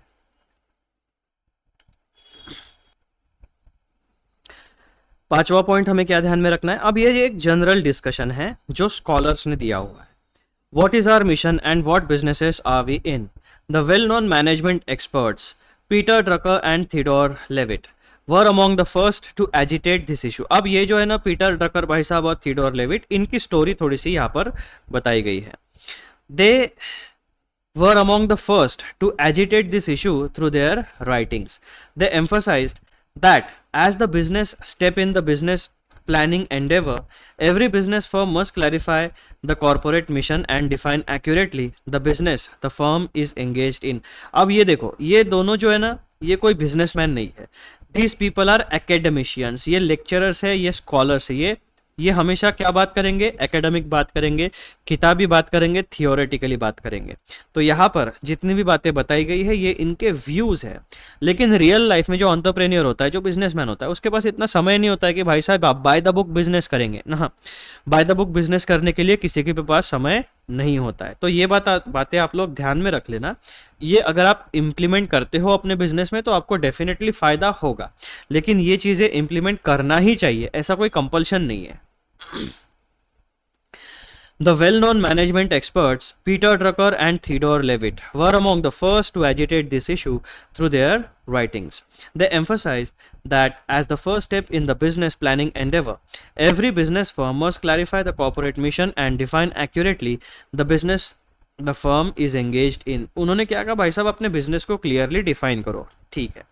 They also explained that towards facilitating this task, the firm should raise and answer certain basic questions concerning its business, such as. तो दो बातें ध्यान में रखना. पहले, क्लियरली अपने बिजनेस को डिफाइन करो, और दूसरा, एज अ बिजनेसमैन खुद को ये सवाल पूछो और इन सवालों के जवाब ढूंढने की कोशिश करो ताकि आपके बिजनेस के बारे में आपको क्लैरिटी मिल सके. कौन से सवाल है वो? What is our mission, what is our ultimate purpose, what do we want to become, what kind of growth do we seek, what businesses are we in, do we understand our business correctly and define it accurately in its broadest connotation, whom do we intend to serve, what human need do we intend to serve through our offer, what brings us to this particular business, what would be the nature of this business in the future, in what business would we like to be in the future. अब यहाँ पर हमेशा future की बात क्यों होती है? क्योंकि भाई साहब पास्ट में ऐसा देखा गया, जैसे कोडेक का एग्जांपल है, वो कैमरा बनाने वाली कंपनी थी, लेकिन उसका मेजर रेवेन्यू आता था जो कैमरा का रोल आता था फोटोग्राफिक फिल्म, उससे. तो उन्होंने क्या किया, फ्यूचर के बारे में सोचा नहीं. फ्यूचर बदल रहा था उनके आंखों के सामने. उनके आंखों के सामने डिजिटल कैमराज आ रहे थे, फोटोग्राफिक फिल्म ऑब्सोलीट हो रही थी. लेकिन कोडैक ने क्या किया, पिवोट नहीं किया, तो कोडैक मार्केट से बाहर हो गई. नोकिया एक जायंट था मोबाइल मैन्युफैक्चरिंग में. नोकिया ने क्या किया, बटन. Nokia, blackberry, Samsung. तो सैमसंग ने तो पिवोट कर, लेकिन जो ये नोकिया और ब्लैकबेरी वाले फोन्स थे, उन्होंने फुल्ली टच स्क्रीन वाले फोन के ऊपर पिवोट नहीं किया, क्योंकि वो एग्जिस्टिंग जायंट्स थे बिजनेस में. उनको लगा ये चीजें चलेगी नहीं, और existing product is the top notch product. लेकिन उन्होंने फ्यूचर के बारे में ना सोचते हुए प्रॉपरली डिसीजन नहीं लिया, तो क्या हुआ, वो लोग मार्केट से बाहर हो गए. तो इसीलिए किसी भी बिजनेसमैन के लिए हमेशा प्रेजेंट के बारे में तो आपको सोचना ही है, लेकिन मार्केट में फ्यूचर में किस तरीके की टेक्नोलॉजी आ रही है, कैसे ट्रेंड्स चेंज हो रहा है, ताकि अगर आप मार्केट के साथ खुद को एडॉप्ट नहीं कराओगे, तो भाई साहब आपका बिजनेस धीरे धीरे वाइप आउट हो जाएगा मार्केट से, ठीक है। क्योंकि मार्केट में क्या है, जो डिमांड है उसी की सप्लाई करो। आपको डिमांड क्रिएट करने की कोशिश करोगे तो बहुत ज़्यादा रिसोर्सेस लगेंगे। जो एग्जिस्टिंग डिमांड है पहले उसको सॉल्व करो, फिर धीरे धीरे अपने कस्टमर्स को कल्टीवेट करो, डिमांड क्रिएट करो, फिर ज़्यादा रिसोर्सेस है तो फिर आप अलग तरीके से मार्केट को इन्फ्लुएंस कर सकते हो।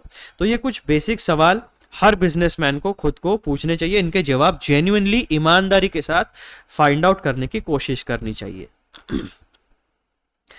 At the time these two experts raised this issue, the business managers of the world did not fully appreciate, यानी किसी ने उनके ऊपर ध्यान नहीं दिया। ये बोल रहे थे, ये सब लोग बोल रहे थे भाई साहब कि ये इंपॉर्टेंट है आपके बिजनेस के लिए, लेकिन उस समय में जो भी बिजनेसमैन थे उन्होंने उतना अप्रिशिएट नहीं किया इनके एफर्ट्स को।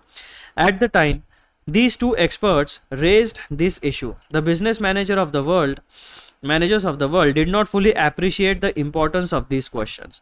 Those were the days when business management was still a relatively simple process, even in industrially advanced countries like the United States. It was only in subsequent years that captains of the industry all over the world understood the significance of these seemingly simple questions raised by Drucker and Levitt. The corporate mission is an expression of the growth ambition of the firm. ये important statement है आप लोगों के लिए. The corporate mission is an expression of growth ambition of the firm. ये MCQ में पूछा जा सकता है. It is in fact the firm's future visualized. It provides a dramatic picture of what the company wants to become. It is the corporation's dream crystallized. It is a colorful sketch of how the firm wants its future to look irrespective of the current position. In other words, the mission is a grand design of the firm's future. तो missions, what is the mission statement में आप ये वाला paragraph भी meaning के साथ add कर सकते हो.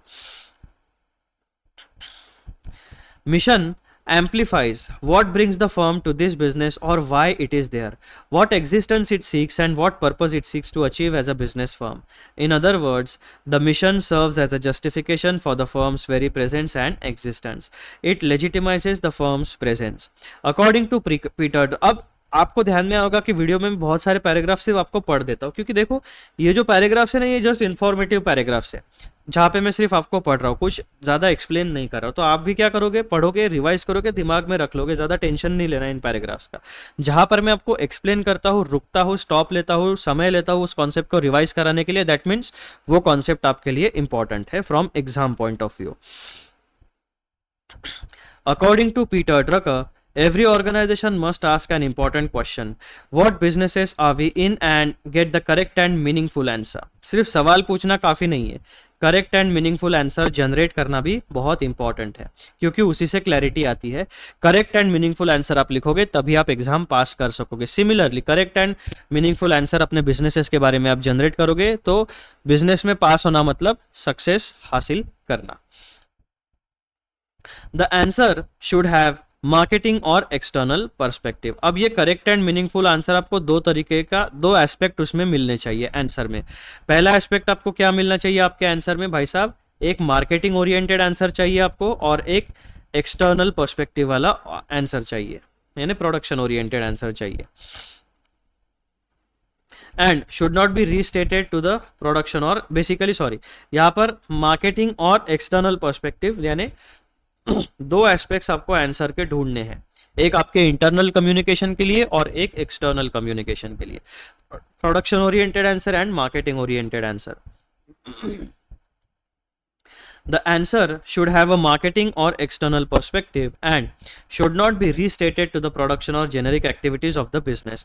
The table given below will clarify and highlight the importance of external perspective. अब एक सवाल आपके सामने है, What businesses are we in?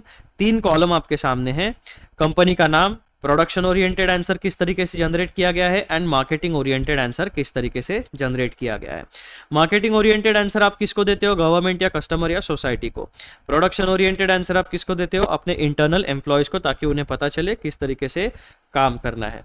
तो कंपनी जो है, अब यहाँ पर सबसे पहली कंपनी आती है इंडियन ऑयल. इंडियन ऑयल का प्रोडक्शन ओरिएंटेड आंसर क्या होगा अपने बिजनेस के बारे में,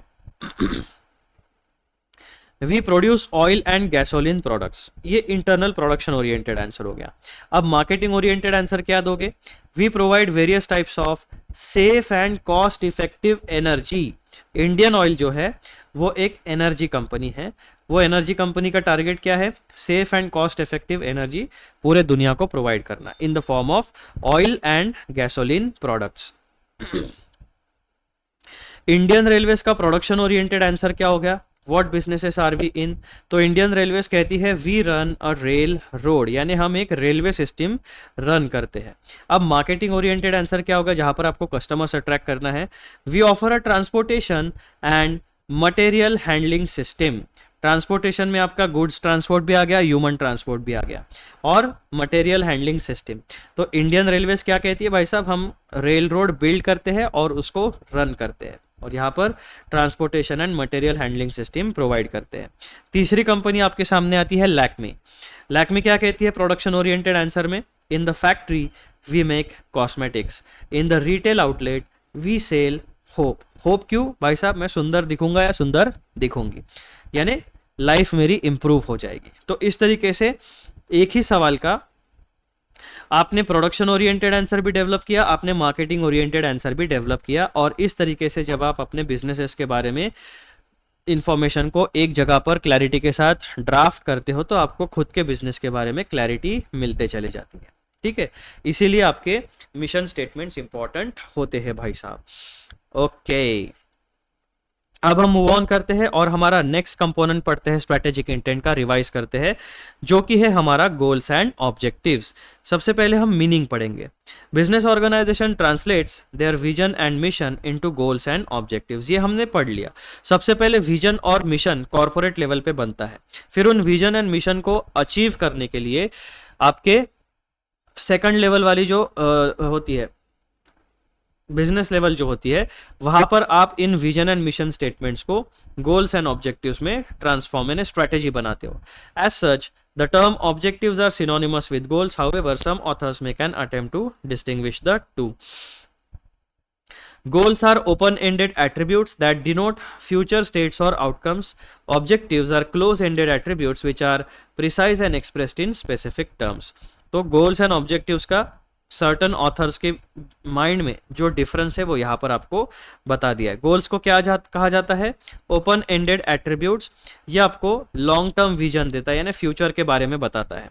और ऑब्जेक्टिव्स जो होते हैं ये होते हैं क्लोज एंडेड एट्रीब्यूट्स, और ये प्रिसाइज होते हैं and expressed in specific terms, यानी ये आपको शॉर्ट टर्म के बारे में जानकारी देती है। गोल्स लॉन्ग टर्म के बारे में जानकारी देती है, ऑब्जेक्टिव्स शॉर्ट टर्म के बारे में जानकारी देती है। Thus, objectives are more specific and translate the goals to both long-term and short-term perspective. However, this distinction is not made by several theorists on the subject. Accordingly, we will also use the term interchangeably.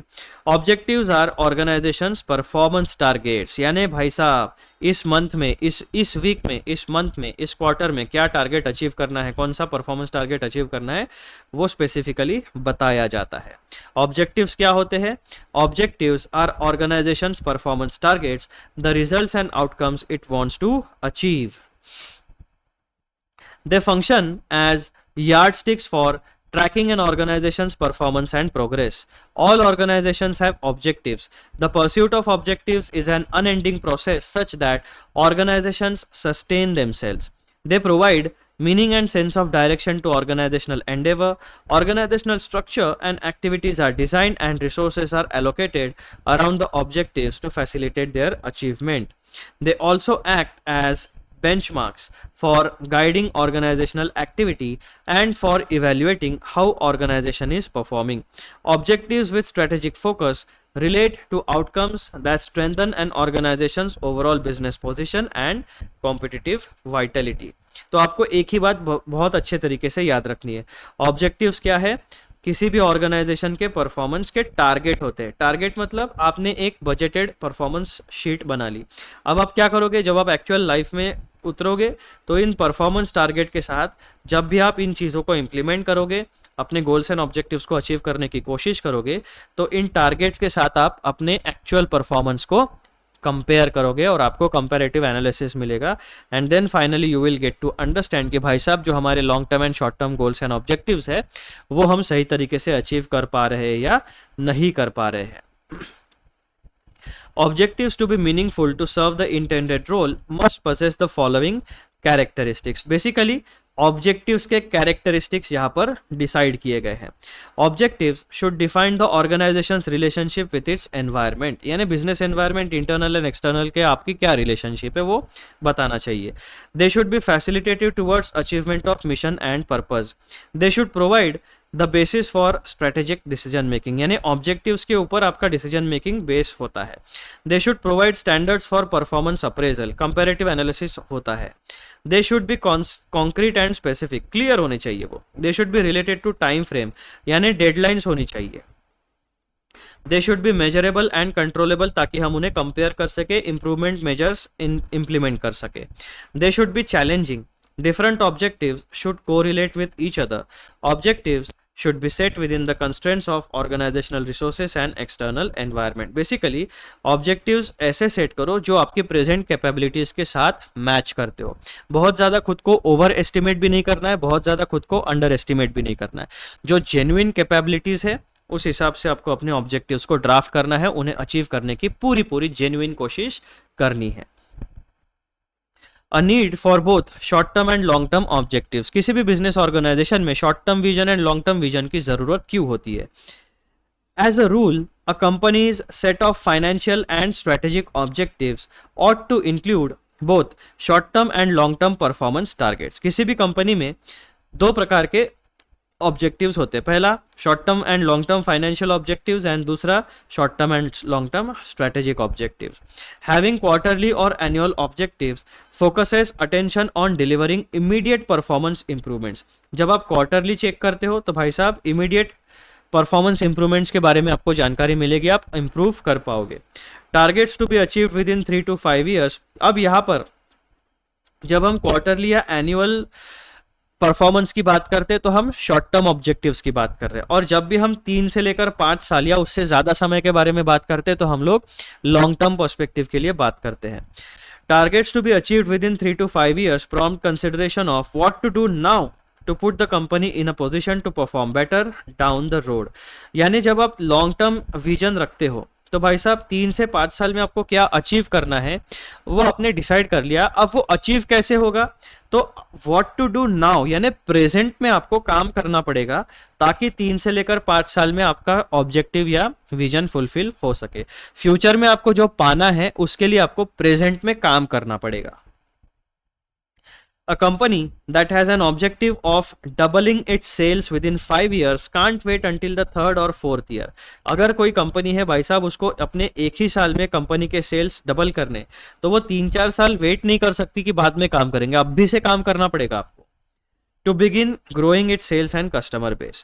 By spelling out annual or perhaps quarterly performance targets, management indicates the speed at which longer range targets are to be approached. अब यहां पर हमने complete long term and short term का complete discussion किया एक साथ। अब हम उनको सेपरेटली डिस्कस करेंगे। Long term objectives. To achieve long term prosperity, strategic planners commonly establish long term objectives in 7 areas. तो आपके जो लॉन्ग टर्म ऑब्जेक्टिव्स है ये नीचे बताए गए 7 एरिया में जनरली बिजनेस हाउसेस या मैनेजर्स एस्टैब्लिश करते हैं। पहला लॉन्ग टर्म ऑब्जेक्टिव आपका होता है profitability, productivity, competitive position, employee development, employee relations, technological leadership, public responsibility. Long term objectives एक बार फिर से पढ़ो, कौन से 7 एरियाज में आप लॉन्ग टर्म विजन सेट करते हो? कंपनी की प्रॉफिटेबिलिटी कैसी होनी चाहिए, प्रोडक्टिविटी कैसी होनी चाहिए, कॉम्पिटिटिव पोजीशन क्या होनी चाहिए मार्केट में, एम्प्लॉय डेवलपमेंट क्या होना चाहिए, employee relations, technological leadership and public responsibility. Long-term objectives represent the results expected from pursuing certain strategies. Strategies represent the actions to be taken to accomplish long-term objectives. The time frame for objectives and strategies should be consistent, usually from 2 to 5 years. तो generally क्या होता है, आपकी government भी देखोगे कि 5 साल यानी पंचवार्षिक योजना बनती है। जो भी गवर्नमेंट आती है वो 5 साल के लिए आती है, फिर 5वें साल में फिर से इलेक्शन होता है, फिर से जो भी गवर्नमेंट को इलेक्ट किया जाता है डेमोक्रेसीज में, वो आके रूल करती है अगले 5 साल के लिए, उनकी पॉलिसीज उस तरीके से बनती है। तो सिमिलरली बिजनेसेस में भी जो बिजनेसमैन होते हैं वो 2 से 5 साल का प्लानिंग लेकर चलते हैं, उनको अचीव करने के लिए प्रेजेंट में काम करना शुरू कर देते हैं। तो लॉन्ग टर्म ऑब्जेक्टिव्स आपके इन 7 एरिया में डेवलप किए जाते हैं, एस्टेब्लिश किए जाते हैं, और इन ऑब्जेक्टिव्स को फुलफिल करने के लिए कंप्लीट प्लानिंग किया जाता है, रिसोर्सेज को आइडेंटिफाई किया जाता है, रिसोर्सेज को डिप्लॉय किया जाता है, ठीक है। और जब आप एक्चुअल में काम करते हो तो आपका कंपैरेटिव एनालिसिस भी होते रहता है कि आपने टारगेट क्या सेट किया है और उस टारगेट को आप अचीव कर रहे हो या नहीं कर रहे हो। फिर शॉर्ट टर्म ऑब्जेक्टिव्स के बारे में क्या कहा गया है? Short term objectives can be identical to long range objectives. Basically देखो, जो आपको 2 से 5 साल में अचीव करना है उसी को आप क्या करोगे, इस बड़े गोल को, इस बड़े ऑब्जेक्टिव को आप छोटे छोटे स्टेप्स में डिवाइड करोगे और इन छोटे स्टेप्स को आप फिर छोटे छोटे टाइम फ्रेम्स में अचीव करने की कोशिश करोगे। Short range objectives can be identical to long range objectives if an organization is already performing at the targeted long term level। तो अगर आप अपने long term objectives को अच्छे तरीके से अचीव कर रहे हो, that means क्या कि शॉर्ट टर्म में आप सही तरीके से परफॉर्म कर रहे हो। ऐसे केसेस में आपके long range and short range objectives identical हो जाते हैं। लेकिन अगर आपने अंडर परफॉर्म किया या फिर आपने ओवर परफॉर्म किया तो long range and short range objectives में डिफरेंस आ जाता है। For instance, if a company has an ongoing objective of 15% growth every year and is currently achieving this objective, then the company's long range and short range objectives for increasing profits coincide. The most important situation in which short range objectives differ from long range objectives occurs when managers are trying to elevate organizational performance and cannot reach the long range target in just 1 year. Short range objectives then serve as the steps towards achieving long term objectives। तो मैंने वही आपको यहाँ पर समझाया था दोस्तों कि 2 से 5 साल के टाइम फ्रेम में आपको क्या अचीव करना है। इस बड़े विजन को आप छोटे छोटे स्टेप्स में डिवाइड करोगे और इनको related silos and specific time frame में अचीव करने की कोशिश करोगे। वही बात आपको इन 2 पैराग्राफ्स में बताई गई है। अब यहां पर आप देखो कि जब भी कोई ऑर्गेनाइजेशन अपने ऑब्जेक्टिव्स को क्लियरली एस्टैब्लिश करती है तो उनको ये बेनिफिट्स मिलते हैं। क्या बेनिफिट्स मिलते हैं? They provide direct benefits of clearly established objectives. They provide direction, allow synergy, aid in evaluation, establish priorities, reduce uncertainties, minimize conflicts, stimulate exertion and aid in allocation of resources and aid in the design of jobs. ये benefits आपको clearly established objective से मिलते हैं। इस तरीके से हमारा जो डिस्कशन है with related to goals and objectives वो होता है समाप्त। अब हम आगे बढ़ेंगे और नेक्स्ट वाला जो हमारा पॉइंट नंबर 6 है वैल्यूज या फिर वैल्यू सिस्टम, उसको रिवाइज करते हैं। वैल्यूज या वैल्यू सिस्टम का मीनिंग क्या होता है पहले वो देखो। अब यहां पर सबसे पहले आपको एग्जाम्पल दिया गया है टाटा ग्रुप की वेबसाइट पर से उठाया हुआ। रतन टाटा भाई साहब ने वैल्यूज के बारे में कुछ बातें कही है। बिजनेस, अब ये यहाँ पर उनके रतन टाटा के वर्ड्स है। Business as I have seen it places one great demand on you. Ratan Tata भाई साहब क्या कहते हैं कि बिजनेस किसी भी बिजनेसमैन के ऊपर एक ग्रेट डिमांड, एक रिस्पॉन्सिबिलिटी रखता है। क्या डिमांड होती है वो? It needs you to self impose a framework of ethics, values, fairness, objectivity on yourself at all times. यानी जितने समय तक आप बिजनेस में इन्वॉल्व होते हो आपके ऊपर एक रिस्पॉन्सिबिलिटी है। क्या? सेल्फ इम्पोज, यानी वॉलंटरीली खुद होके आपको रिस्पॉन्सिबिलिटी लेनी पड़ेगी और एक फ्रेमवर्क फॉलो करना पड़ेगा। वो फ्रेमवर्क क्या होगा? Framework of ethics, framework for values, framework for fairness and framework for objectivity. तो वैल्यूज का मतलब रतन टाटा भाई साहब के हिसाब से क्या हुआ? Self impose a framework of ethics, values, fairness and objectivity on yourself at all times. अब यहां पर आगे चल के कुछ और एग्जाम्पल्स दिए गए हैं वैल्यूज के। A few common examples of values are integrity, trust, accountability, humility, innovation and diversity. फिर एक बहुत ही इंपॉर्टेंट सवाल, but why are values so important? Values important क्यों होते हैं? तो ये आपका डायरेक्ट जवाब है। A company's value sets the tone for how the people of the company think and behave, especially in situations of dilemma. Decision making dilemma के बारे में अभी इसी वीडियो में हमने देखा था। हमारे पास मार्केट में बहुत सारे ऑप्शंस आते हैं। अब डिसीजन मेकिंग डायलेमा होता है कि ऑप्शन 1 में इन्वेस्टमेंट करना है, 2 में, 3 में, 4 में या 5 में। कौन सा ऑप्शन हमारे लिए short term and long term दोनों पीरियड्स में फेवरेबल रहेगा। उसके बाद बहुत सारे अलग अलग डिसीजंस होते हैं कि भाई साहब यहाँ पर इन्होंने क्या क्या कहा है। देखो, decision making dilemma, ethics, values, fairness, objectivity. तो एथिक्स, क्या हमारे एथिक्स फॉलो हो रहे हैं क्या डिसीजन लेने के बाद? क्या जो वैल्यूज हमारी है उनको हमें तोड़ना पड़ रहा है क्या? या जो कहीं पे हमारा ट्रांजैक्शन अनफेयर है क्या? या फिर जो ऑब्जेक्टिविटी, जो क्लैरिटी हमारी होनी चाहिए वो हमारे पास अभी है क्या? या हमने बिजनेस में अपना रास्ता खो दिया है, ऐसे ही काम कर रहे हैं? ये सारी बातें। तो सबसे पहला पॉइंट, आपको क्या फायदा होगा वैल्यूज को जब आप एक सेल्फ इम्पोज फ्रेमवर्क बनाते हो? A company's value sets the tone for how the people of the company, यहाँ पर कंपनी वर्ड मिस हो गया है, वो लिख लेना आप। A company's value sets the tone for how the people of the company think and behave.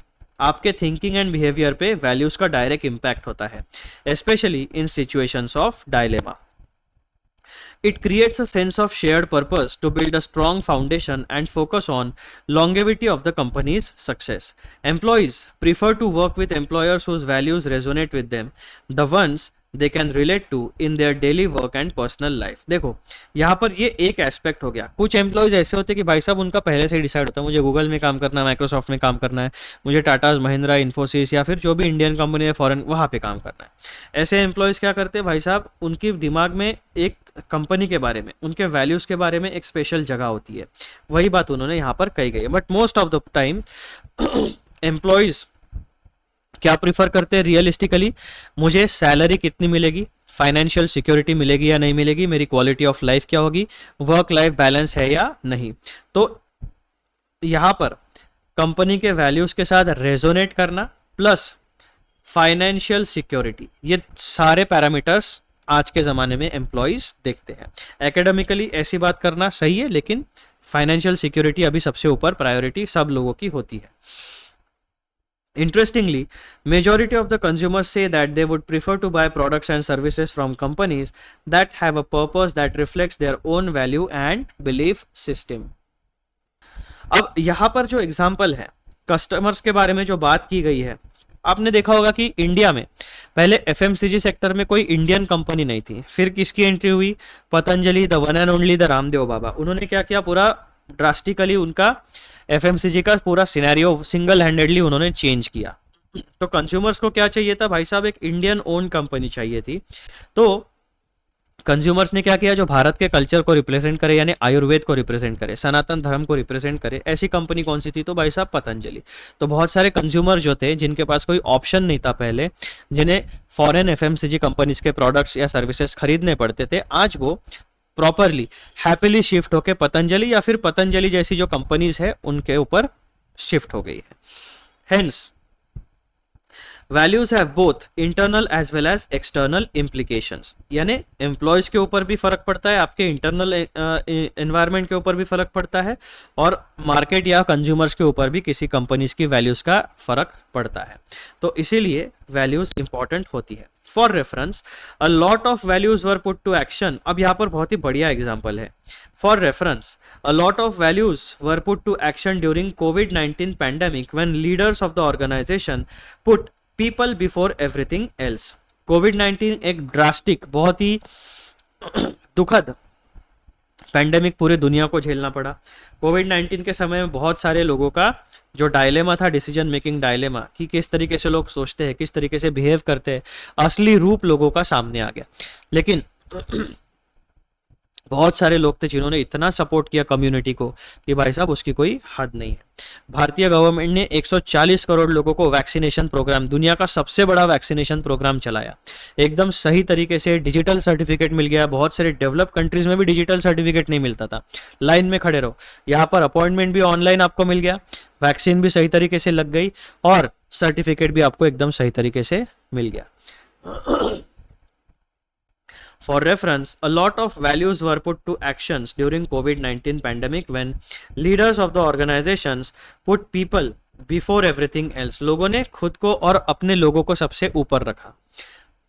It is projected how deep the foundation it projected how deep the foundation of the organizations were and how important it was for them to uphold their core values. यानी कौन सी values? Integrity, trust, accountability, humility, innovation, diversity, ethics, values, fairness, objectivity, ये सारा कुछ. तो कोविड-19 एक बहुत ही बढ़िया यूनिवर्सल एग्जाम्पल है to make anyone understand about values and decision making dilemma. अब आगे आपको एक एग्जाम्पल दिया गया है HDFC बैंक का, जो आपको वैल्यूज बताता है. HDFC bank is committed to maintaining highest level of ethical standards, professional integrity, corporate governance and regulatory compliance. HDFC bank's business philosophy is based on 5 core values. कौन सी कोर वैल्यूज है? Operational excellence, customer focus, product leadership, people and sustainability. Source क्या है इसका? HDFC की website. इस तरीके से दोस्तों आपका जो वैल्यू वाला पोर्शन है वो भी हमारा समाप्त होता है डिस्कशन. अब आपके सामने 2 सवाल है. Illustration number 3. दोनों सवाल में आपको क्या पूछा गया है? भाई साहब, इंटेंट बड़ा है या वैल्यूज ब्रॉडर कॉन्सेप्ट है? ठीक है, एक आपका डिस्क्रिप्टिव टाइप क्वेश्चन है, एक आपका सिनेरियो बेस्ड क्वेश्चन है. यहाँ पर कंक्लूजन क्या है? हमारा जो कोर, जो जिस्ट है आंसर का, वो क्या है? Intent versus values, which is a broader concept. Sandeep, a human resource manager, thinks that intent is a bigger concept than values. Is he right? Sandeep, answer क्या है? Sandeep is not right, as values and intent are two different concepts. ठीक है, जैसे कि आप इस answer के साथ अगर आप एग्जाम में ये वाली डायग्राम भी लिख जनरेट कर सको, वहाँ पर रिप्रोड्यूस कर सको, तो आपके मार्क्स मिलने के चांसेस बढ़ जाएंगे. ये वाली डायग्राम आप दे देना, इस डायग्राम को बेस पकड़ के फिर आप एक्सप्लेन कर सकते हो. जो वैल्यूज है वो आपका सबसे बड़ा फैब्रिक है, एक ब्रॉड फाउंडेशन है. उसके ऊपर इन वैल्यूज में से फिर आपके डिसीजन मेकिंग यानी स्ट्रेटेजिक इंटेंट आएगा, और स्ट्रेटेजिक इंटेंट को फिर आप vision, mission, goals and objectives में कन्वर्ट करके, ट्रांसफॉर्म करके बना सकते हो. तो those are the components of strategic intent. इस तरीके से आपको इसका आंसर देना है. Sandeep is not right, as values and intent are two different concepts. Intent is the purpose of doing business, while values are the principles that guide decision making of business. They both go hand in hand, while intent is sometimes driven by values. So, values more or so is a wider concept than intent. और इसी को support करने के लिए फिर आप यहाँ पर नीचे में वो डायग्राम भी बना देना. ठीक है, इस तरीके से आपका इलिस्ट्रेशन नंबर 3 होता है समाप्त. यहाँ पर इंस्टीट्यूट ने केवल इतना ही आंसर दिया, लेकिन अगर आप इससे ज्यादा लिख सको, बहुत ज्यादा नहीं लिखना है, यानी यहाँ पर आपका एक पैराग्राफ दिया गया है तो आप ज्यादा से ज्यादा दूसरा पैराग्राफ, तीसरा पैराग्राफ और ये कंक्लूजन लिख देना, और साथ में वो डायग्राम निकाल देना. इतना लंबा आंसर आपके लिए सफिशिएंट हो जाएगा. ठीक है दोस्तों, तो इसी तरीके से हमारा जो टॉपिक नंबर 1.5 है, स्ट्रेटेजिक इंटेंट, चैप्टर नंबर 1 में, उसका रिवीजन होता है कंप्लीट. अब अगले वीडियो में हम लोग कौन सा टॉपिक रिवाइज करने वाले हैं वो मैं आपको बता देता हूं.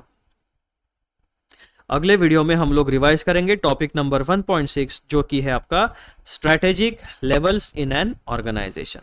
चलो मिलते हैं अगले वीडियो में. Bye bye.